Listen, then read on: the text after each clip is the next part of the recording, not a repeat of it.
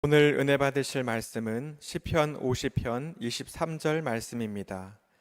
시편 50편 23절 말씀을 다 같이 봉독하겠습니다.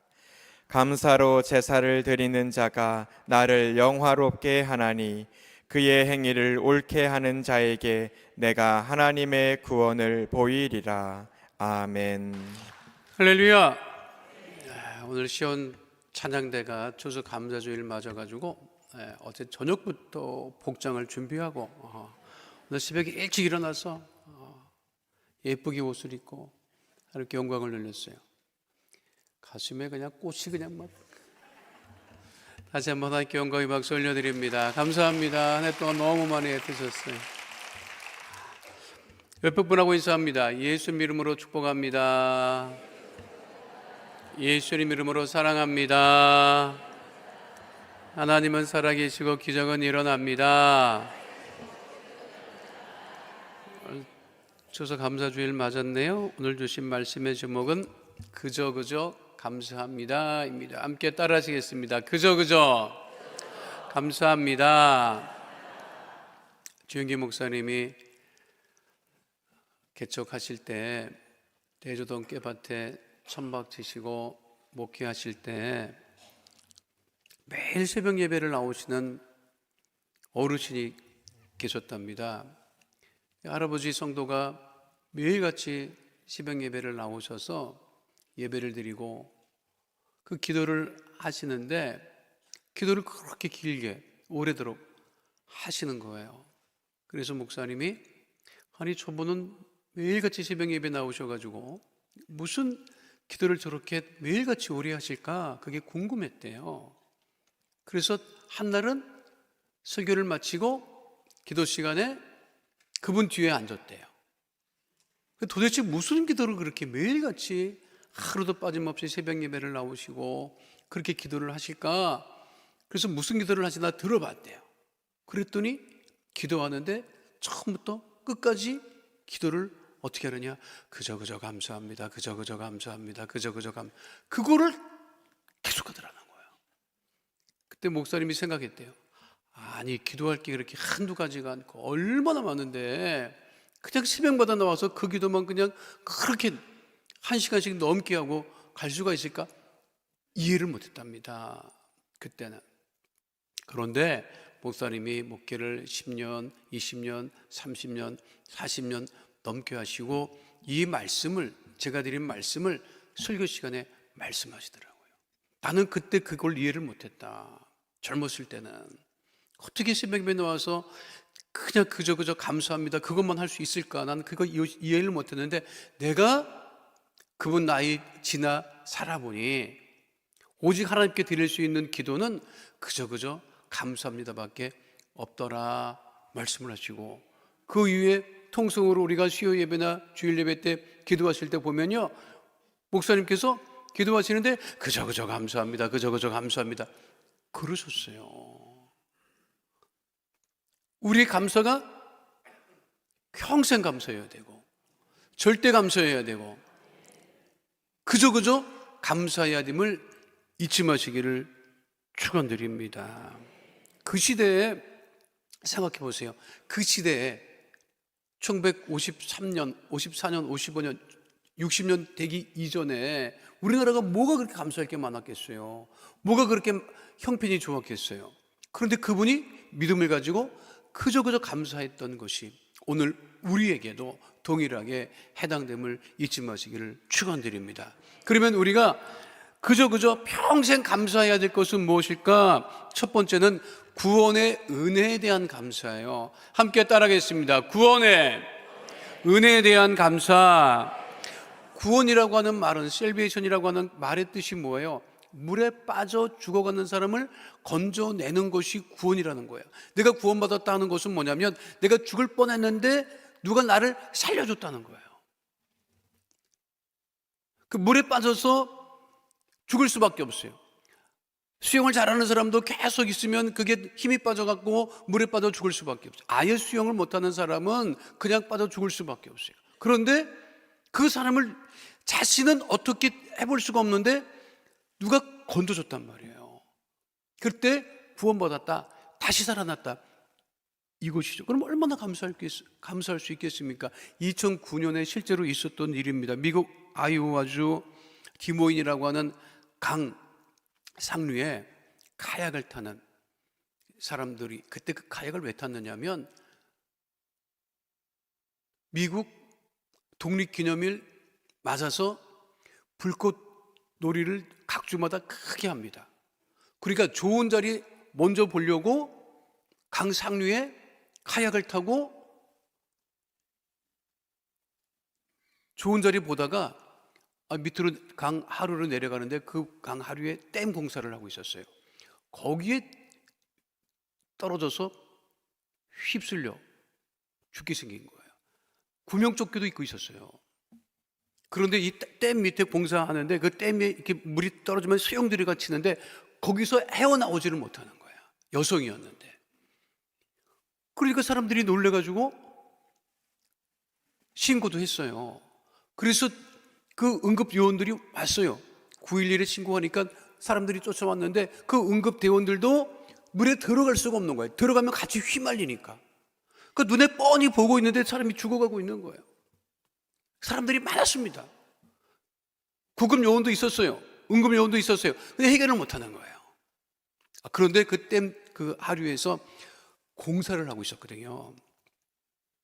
그런데 크레인, 기중이 크레인 이 자재를 실어 나르는 크레인이 있잖아요. 큰 크레인이 있는데 거기 크레인에 한 사람이 자재를 나르는 쇠사슬로 자기 몸을 묶고 거기로 이동해서 그 사람을 건져냈습니다. 그 제이슨 오글비스라고 하는 그 현장에서 일하던 이 사람이었어요. 그 보세요. 자, 손을 내민다. 저 손을 내민다고 하는 것이 뭐예요? 그게 구원한다고 하는 거예요. 에? 저거 누구도 해줄 수 없었다고. 그런데 그 제이슨 오글비스라고 하는 사람은요, 마약 복용자였었고 그 이전에, 그리고 일정한 거처도 없이, 평생 일정한 거처도 없이 공사 현장을 쫓아다니며 살던 사람이었어요. 물에 빠진 여성이랑은 아무런 처음 봤어 그날. 그런데 그 사람을 건져내어 살린 것, 그걸 구원이라고 합니다. 그때 찍은 사진이 그 다음 해에 플리처 사진 부분에서 수상을 했을 정도로. 그래서 그 타이틀이 뭐냐면 Saving Hands라고 했어요. 구원의 손, 사람을 살리는 손이다. 그게 구원이거든요. 자, 그러면 저 여성이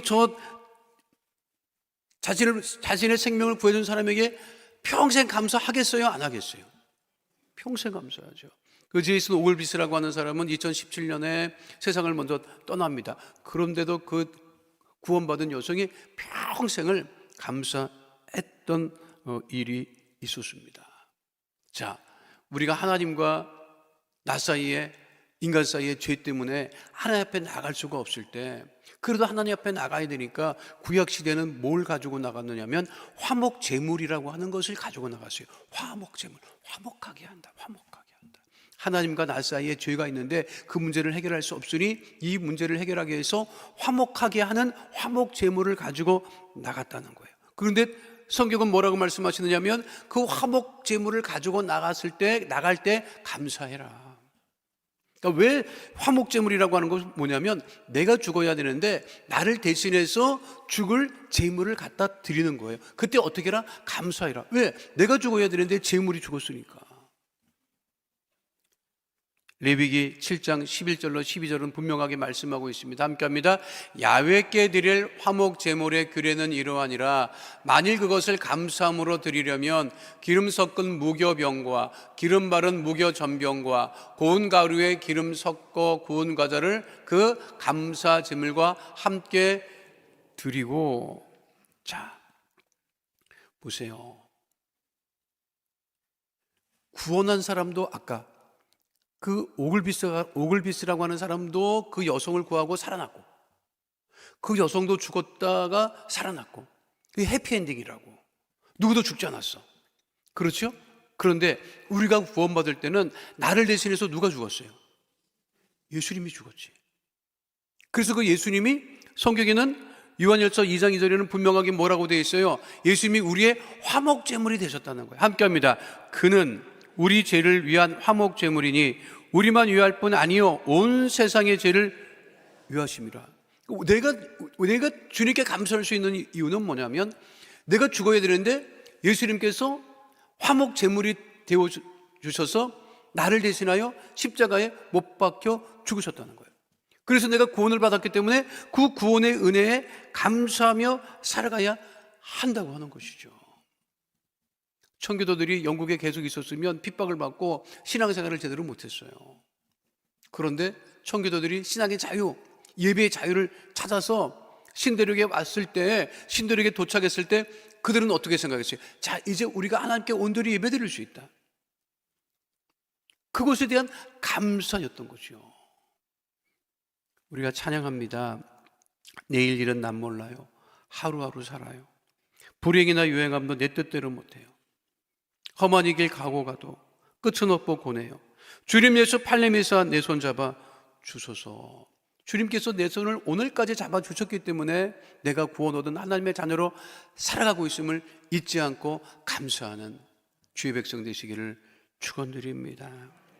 두 번째는요, 고난과 역경에 대한 감사가 있어야 합니다. 따르겠습니다. 고난과 역경에 대한 감사.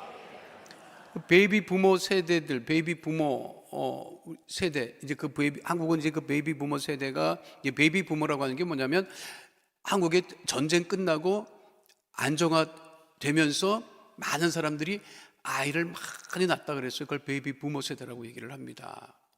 우리나라는 64년생까지 해당되는 것 같아. 그때 아이들을 굉장히 많이 낳았어요. 지금 안 낳잖아. 그런데 그 베이비 부모 세대가 부모님들에게 가장 많이 듣고 자란 말이 뭔 것 같아요? 베이비 부모 세대가 자신을 낳아준 부모님들이 살면서 가장 많이 했던 말이 뭔지 알아요, 여러분? 기억 안 나요, 여러분? 부모님들이 늘 얘기했다고. 우리 자랄 때 제일 많이 듣는 게 뭐야? 아주 고생이라면 지긋지긋하다. 아주 고생이라면 지긋지긋하다는 거야. 가난에서 벗어나기 위해서 고생을 지긋지긋하다는 거야. 요즘은 고생이 지긋지긋하다고 하는 말을 별로 안 합니다. 왜? 지금 먹고 살만해. 지금 그런 얘기 별로 안 해요. 근데 옛날에는 고생이 지긋지긋했어.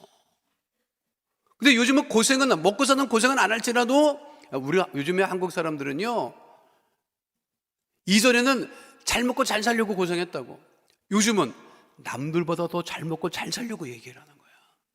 그렇게 힘들다고 하는 거예요. 지금 먹고 사는 문제는 해결됐다고. 근데 남들보다 더 잘 먹고 잘 살아야 돼.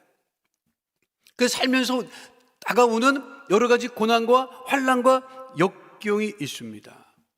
근데 그것에 대해서 우리는 감사해야 돼요. 다윗이 당한 고생이 있습니다. 다윗이 당한 고난이 있습니다. 다윗이 뭘 잘못했길래 사울에게 쫓김을 당합니까? 다윗이 잘못한 건 없었어요. 누구도 이길 수 없는 골리앗을 이겼을 뿐이에요. 그런데 이스라엘 백성들이 다윗을 환영하니까 사울왕이 그것이 못마땅해서 다윗을 죽이려고 하죠. 그래서 다윗은 골리앗 죽이고 나서 어떡합니까? 도망자가 돼요. 10년 넘게 사울 왕이 자기를 죽이려고 했기 때문에 도망자의 신세가 됩니다. 그럼에도 불구하고 다윗은 하나님을 원망하지 않고, 또 다윗은 사울 왕을 죽일 수 있는 기회가 2번이나 있었음에도 손대지 않습니다. 그러니까 하나님께서 하실 일이라고. 그런데 다윗이 고난을 당하고 고생하고 그렇게 어려움을 당할 때 어떤 일이 벌어져요? 다윗은 더욱더 누구에게 가까이 갔다? 하나님에게 가까이 갔다는 거예요. 그래서 결국 하나님께서 사울왕을 높여주셨어요? 다윗을 높여주셨어요? 고생 안 하는 사람이 어디 있어요, 여러분? 고난당하지 않는 사람이 어디 있어? 그럼 다 인생이 고생스러워요. 힘들고 어렵지. 쉬운 일은 없어. 쉬운 일은 없어요. 여러분, 쉬운 일은 없어. 세상은 그냥 태어날 때부터 쉬운 일은 없어. 숨 쉬는 것도 쉬운 일은 아니야, 여러분. 알아? 쉬운 일은 없어요. 근데 우리가 볼 때는 남들은 다 쉬워 보여. 근데 잘 나가는 것 같아. 안 그래요. 이게 열어보면 다 골치 아파. 여러분만 고생하고 여러분만 환난 가운데 있는 거 아니에요? 다 마찬가지예요. 대기업의 총수는 뭐 그냥 맨날 좋은 거 먹고 맨날 좋을 것 같아요? 그러면 기업 운영도 못 합니다. 예수 믿는 사람들이 확 새벽 예배도 나오고 그냥 저녁에도 예배도 나오고 막.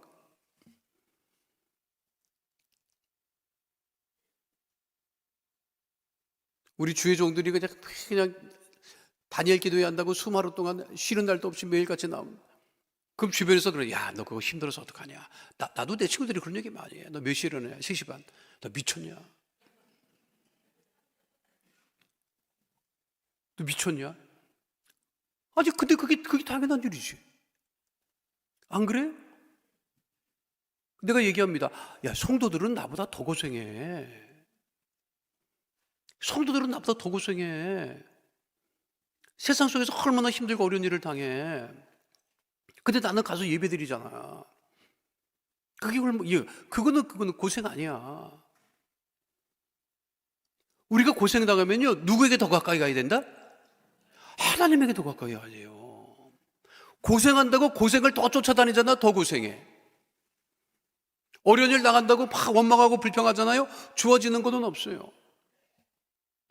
고난당하고 힘들 때 더욱더 주 앞에 우리가 믿음으로 나가야 됨을 잊지 않는 주의 백성 되시기를 축원드립니다. 그래서 시편 33편 1절로 2절은 이렇게 분명하게 말씀하고 있는 거예요. 함께합니다. 너희 의인들아 야훼를 즐거워하라. 찬송은 정직한 자들이 마땅히 할 거라도와 수금으로 야훼께 감사하고 열줄 비파로 찬송할 지어다. 2023년 6월 아카데미 시상식에서 평생 공로상을 수상한 배우가 있습니다. 1961년생이에요. 나이가 많지도 않아요. 아니 1961년생 나이도 많지 않은 사람이 어떻게 아카데미에서 평생 공로상을 받죠? 아니 평생 공로상은 한 7, 80대야 받아야 되는데 61년생이 평생 공로상을 받았습니다. 1985년 백 투 더 퓨처라고 하는 유명한 영화가 개봉되죠. 지금도 이 영화를 얘기합니다. 시간 여행을 다룬 영화예요. 이 영화의 주인공이 마이클 제이 폭스라고 하는 배우입니다. 미국 배우인데 키도 안 커요. 그런데 이 영화로 진짜 일약 스타가 되고 말았어요. 그래서 정말 할리우드의 모든 사람들이 그를 찾았어요. 그런데 젊은 나이에 일약 스타가 되었는데 한참 정상의 자리에 있을 때 하루는 잠에서 깨어났는데 몸이 이상한 거예요. 손가락이 마음대로 안 움직이는 것 같아요. 그래서 뭔가 이상하다 싶었는데 그게 증상이 점점 심해지더니 그래서 병원에 가보니까 그 젊은 나이에 알츠하이머예요. 젊은 나이에 한참 젊은 나이에 알츠하이머예요. 이거를 처음에는 숨겼어요. 배역을 맡으면 흔들리는 손을 움직이기 하기 위해서 뭘 붙들고 했어요. 뭘 붙들고. 근데 더 이상은 숨길 수 없으니까 공개합니다. 내가 알츠하이머다. 그 충격을 받죠. 그런데 알츠하이머임에도 불구하고 그는 얼마나 사람이 참 긍정적인지 알츠하이머 재단을 위해서 그 재단을 설립하고 천문학적인 돈을 기부하고 그리고 지금도 얘기합니다. 감사하면 삶이 긍정적으로 나아갈 수 있다. 평생 공로상을 수상할 때도 그러나 근데 그분 참 유머가 있어. 손이 막 떨리잖아요. 근데 시상식을 하는데 트로피가 6이 있어. 트로피가 6이 있는데 올라가서 그 시상식 소감을 하는데 손이 막 떨려. 떨리니까 그 트로피를 잡으려고 가는 게 아닌데 손이 막 떨리니까 손이 그쪽으로 막 가니까 왼손으로 잡아 끌면서 아직 아니야. 좀 천천히 기다려. 그렇게 유머를 하더라고요. 그러면서 늘 얘기합니다. 뭐라고? 삶을 감사하면 삶이 긍정적으로 바뀐다. 여러분 누구나 삶이 어렵고 괴로워요. 그러나 우리가 감사를 잃지 아니하면 그것으로 인해서 하나님께 영광을 돌리고 우리 삶이 형통케 됨을 잊지 않는 주의 백성 되시기를 축원드립니다. 마지막 세 번째는요, 가족과 이웃을 향한 감사가 넘쳐야 합니다. 따라하겠습니다. 가족과 이웃을 향한 감사. 제가 이거 한번 말씀드렸는데, 집에 이제 월요일날 이제 출근들을 해. 출근도 하고, 그 집에 가잖아요. 퇴근하고 집에 간다고. 그리고 애들도 학교 갔다가 집에 온다고. 제가 한번 물어봤잖아요, 여러분들한테. 집에 들어갈 때 누구나 집에 아침에 나왔다가 집에 들어갈 때 무슨 마음으로 들어가죠? 집에 무슨 마음으로 들어가? 쉬려고 들어간다고. 다 쉬려고 집에 들어가.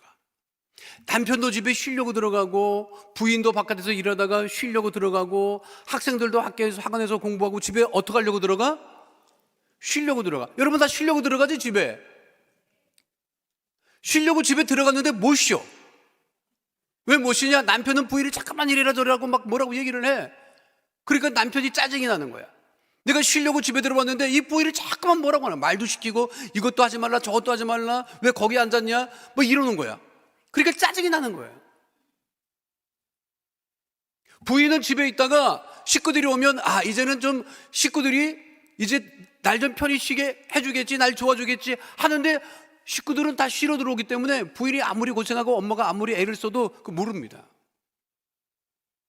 애들이 학교에서 학원에서 집으로 들어가요. 애들 쉬려고 들어와. 쉬려고 들어오는 애를 신발을 벗자마자 가서 손 씻어라, 와서 밥 먹어라, 방에 들어가면 게임하지 말아라, 공부해. 여태까지 공부하고 온 애를 또 공부하라고 와. 애가 열받으니까 문 닫고서 안 나와. 그 집안이 좋아져야 되는데 분위기가 안 좋아져. 그러면 집에는 어떻게 들어가야 되느냐? 집에 내가 사랑하는 사람이 있기 때문에 내가 사랑해 주러 가야지, 이렇게 해야 된다고. 여러분, 집에 쉬려고 들어가지 마. 여러분, 쉬는데 아니에요. 어디 가서 쉬어. 집에 큰일 나. 집에 쉬려고 들어가면. 여러분, 무슨 소리 하는 거예요?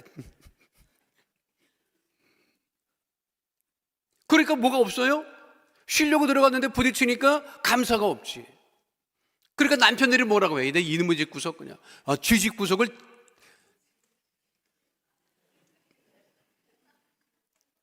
여러분, 가정에 감사가 넘치려면 여러분들이 먼저 이 식구들을 내가 사랑하고 고맙다, 이런 마음을 가지고 생활해야 한다고 하는 것입니다. 자기 부모에게만 감사하지 마세요. 결혼했으면 장인 장모님에게 감사하고 시부모에게 감사해야 된다고. 알아요? 오늘은 여러분 다 집에 전화하라고. 진짜 이거는 지금 해도 돼. 지금 할까? 지금 예배 시간에 끝나고 하면 안 합니다. 안 해요. 결혼한 사람은 장인 장모한테 전화해야 돼. 걔 살아 계시면 고맙다고. 이 세상에서 최고의 와이프를 낳아줘서 고맙습니다. 저쪽에서 미쳤다고 하겠지만 어쨌든 상관없어, 그냥 해.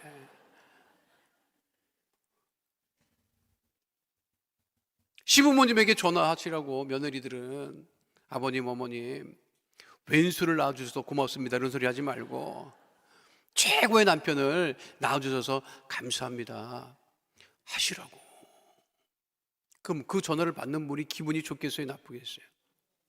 나쁘지 않습니다, 여러분. 그게 감사를 우리가 표현하는 거예요. 감사를 표현하고 우리가 살아가야지. 가족에 대한 감사가 충만하면 밖에 나와서도 감사할 수 있습니다. 집안에서 감사가 없고 짜증이 충만한데 밖에 나와서 감사하겠어요? 누가 감사해? 그러니까 그런 사람들이, 그렇게 예수 믿는 사람들이 집안에서 감사하고 나오면, 교회 나오면 교회 성도들이 또 고맙고 감사한 거지. 이웃에 대한 감사를 잊지 말아야 합니다.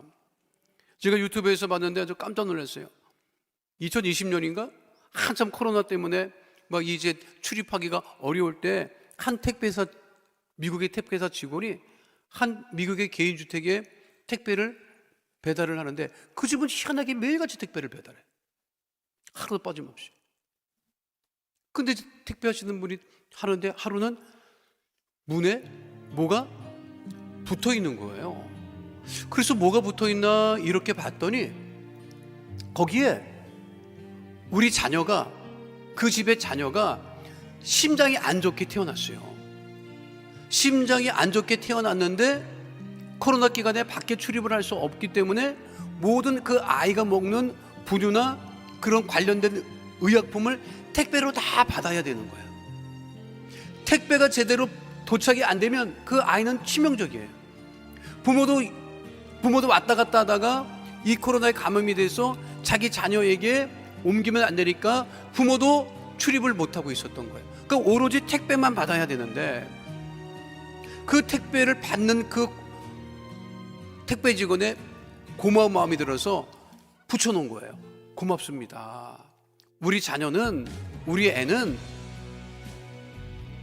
택배로 모든 걸 받아가지고 지금 생명을 유지하고 있는데 그 아이를 위해서 이렇게 수고해 주셔서 고맙습니다 하는 것을 택배 직원이 본 거예요.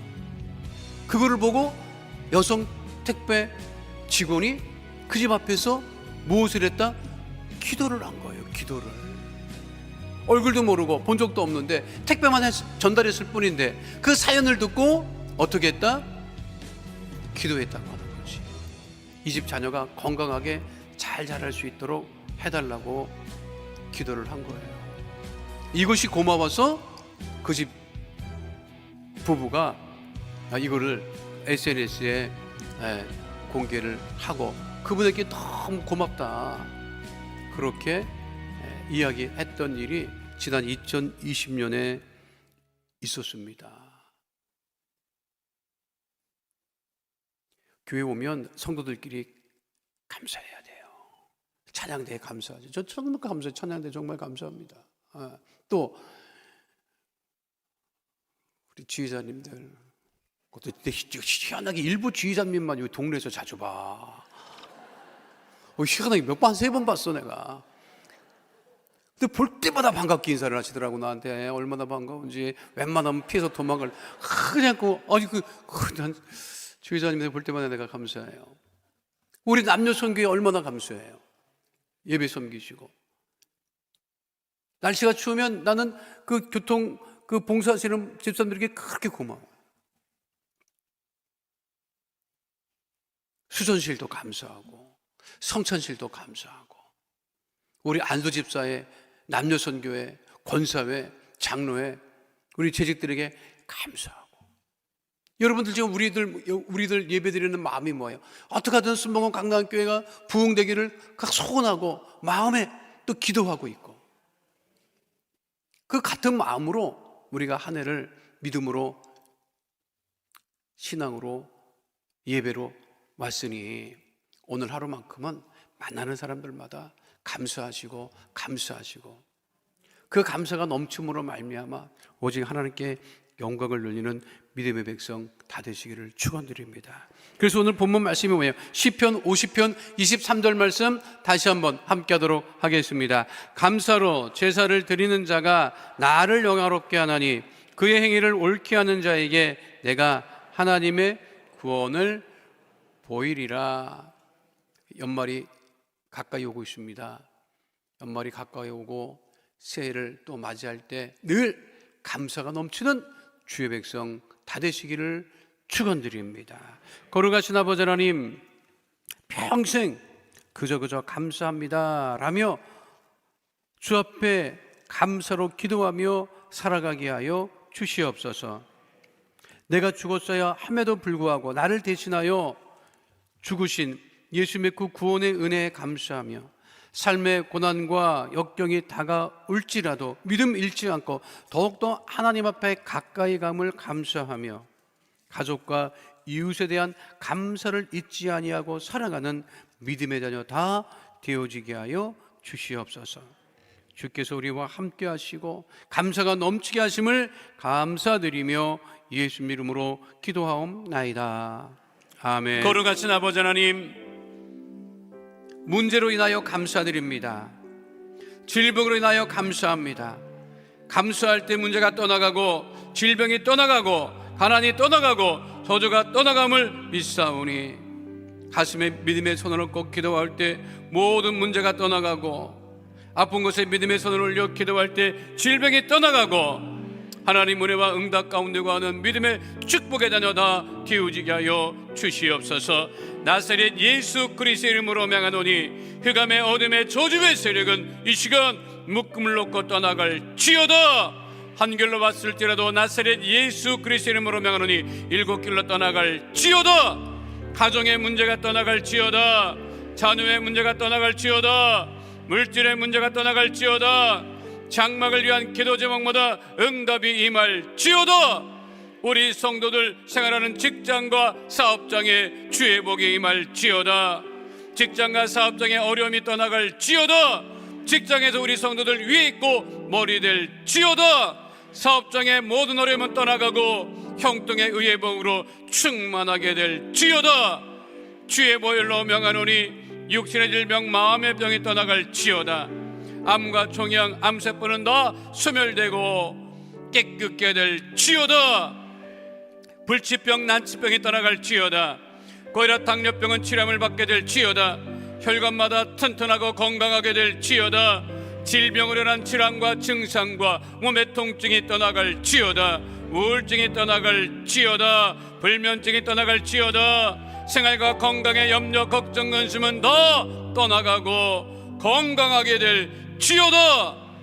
하나님 특별히 감사드리는 것, 수능 일을 보내게 하시고 우리 믿음의 자녀들 하나님 원하는 대학에 다 새학기에 공부할 수 있도록 은혜 도와여 주시옵시고, 자녀들로 인하여서 하나님께 영광을 돌리며 큰 기쁨이 되는 모든 부모 가족 될 수 있도록 하나님 은혜 도와여 주시옵소서.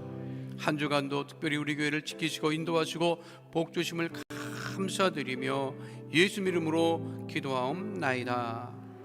아멘. 지금은 우리 주 예수 그리스도의 은혜와 아버지 하나님의 영원하신 사랑과 보혜사 성령님 함께 하시고 인도하시고 내주하시고 동행하심의 역사가 오늘 주 앞에 나와 추석 감사주일 일부 예배로 하나님께 영광을 돌린 하나님의 귀한 백성들 머리 위에 지금으로부터 영원토록 함께 계실지어다. 아멘.